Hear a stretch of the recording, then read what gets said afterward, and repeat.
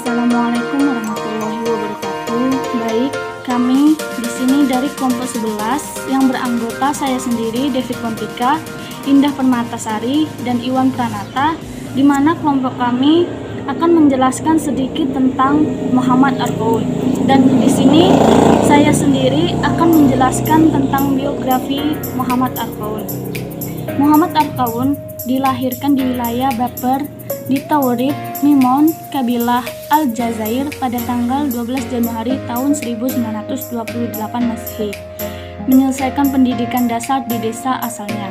Pendidikan menengah dan pendidikan tingginya ditempuh di kota pelabuhan Oran, sebuah kota utama di Aljazair bagian barat. Kemudian pindah ke Universitas Sorbonne dan meraih gelar filosofi dan doktoral pada tahun 1969 Masehi. Dia sempat bekerja sebagai agrege bahasa dan kesusastraan Arab di Paris serta mengajar di sebuah SMA di Strasbourg atau daerah Prancis sebelah timur laut, di mana Muhammad Arqaun memiliki karir berupa profesor kajian Islam di Lyon pada tahun 1969 hingga 1972, profesor di Neo Sorbonne, Paris hingga pensiun 1992, dan profesor tamu di Institute of Ismail Squeeze, IIS, dan Aga Khan Universitas, Aku, London. Kemudian Muhammad Arqaun memiliki pemikiran atau gagasan terpentingnya, yakni Islamologi Terapan, Humanisme Islam, Critical Naralism, dan Right Thinking Islam. Dan di mana Muhammad Arqaun memiliki karya atau buku pilihannya pula, yakni For on Critique de la Ration Islamique atau Kritik Nalar Islami, Rating Islam atau Common Practice Common Answer, dan The Ukno It Competitive Islamic Thought. Dan Muhammad Arqaun pula seorang penerus dari usaha Arthur Jeffrey dalam mendekonstruksi Al-Quran. Arqaun dalam melakukan serangan terhadap orientasi Al-Quran menggunakan dua konsep, yaitu konsep dekonstruksi dan konsep historis, di mana yang akan dijelaskan oleh kawan kami. Terima kasih. Assalamualaikum warahmatullahi wabarakatuh. Baiklah, saya akan menjelaskan tentang konsep dekonstruksi. Arqaun mengklaim bahwa strategi dekonstruksi yang ia tawarkan sebagai sebuah strategi terbaik karena strategi ini akan membongkar dan menggerogoti sumber-sumber muslim tradisional yang mensucikan kitab suci. Strategi ini berawal dari pendapatnya bahwa sejarah Al-Quran sehingga bisa menjadi kitab suci dan otentik perlu dilacak kembali. Dengan ijtihadnya ini, Arqaun menyadari bahwa pendekatannya ini akan menantang segala bentuk penafsiran ulama terdahulu, namun ia justru percaya bahwa pendekatan tersebut akan memberikan akibat yang baik terhadap Al-Quran. Berdasarkan pendekatan tersebut, Arqaun membagi sejarah Al-Quran menjadi dua peringkat. Peringkat pertama disebut sebagai Ummul Kitab, dan peringkat kedua adalah berbagai kitab termasuk Bibli dan Al-Quran.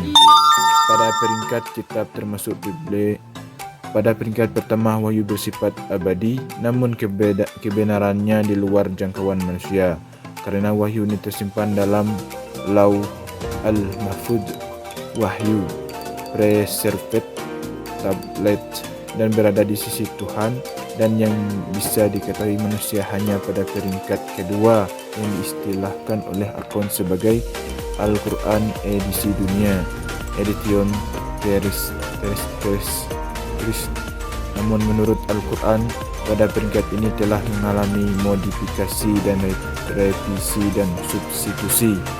Itulah penyampaian dari saya. Saya akhiri. Wassalamualaikum warahmatullahi wabarakatuh. Baiklah, Assalamualaikum warahmatullahi wabarakatuh.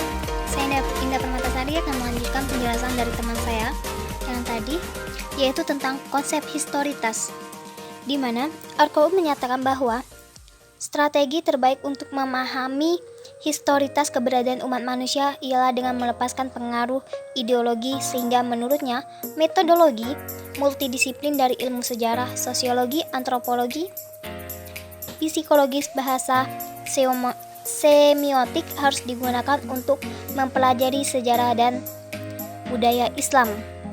Muhammad Al-Qur'an adalah orang yang secara tuntas mencoba menggunakan hermeneutika dalam penafsiran Al-Quran untuk kepentingan analisisnya. Al-Quran meminjam teori hermeneutika dari Paul Ricoeur dengan memperkenalkan 3 level tingkatan wahyu. Pertama yaitu wahyu sebagai firman Allah yang tak terbatas dan tidak diketahui oleh umat manusia.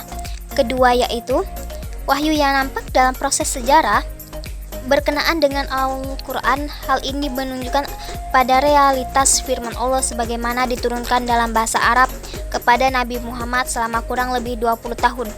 Ketiga yaitu wahyu sebagaimana tertulis dalam mushaf dengan huruf dan berbagai macam tanda yang ada di dalamnya. Muhammad Al-Qur'an membedakan antara periode pertama dengan periode kedua. Menurut Al-Qur'an, dalam periode diskursus kenabian, Al-Quran lebih suci, lebih otentik, dan lebih dapat dipercaya dibandingkan ketika dalam bentuk tertulis. Sebabnya Al-Quran terbuka untuk semua arti ketika dalam bentuk tulisan dalam bentuk lisan. Dua konsep pemikiran Muhammad Al-Qur'an yang liberal di atas, yaitu dekonstruksi dan historitas, telah membuat paradigma baru tentang hakikat teks Al-Quran. Pendekatan historitas Muhammad Al-Qur'an justru menggiringnya untuk menyimpulkan sesuatu yang ahistoris, yaitu kebenaran wahyu hanya pada level di luar jangkauan manusia. Ia juga mengakui kebenaran dan kredibilitas bentuk lisan Al-Quran, tetapi bentuk itu sudah hilang selama-lamanya dan tidak mungkin ditemukan kembali. Dan bisa kita simpulkan bahwa pendekatan historitas yang diterapkan Al-Qur'an justru menggiringnya kepada sesuatu yang tidak historis.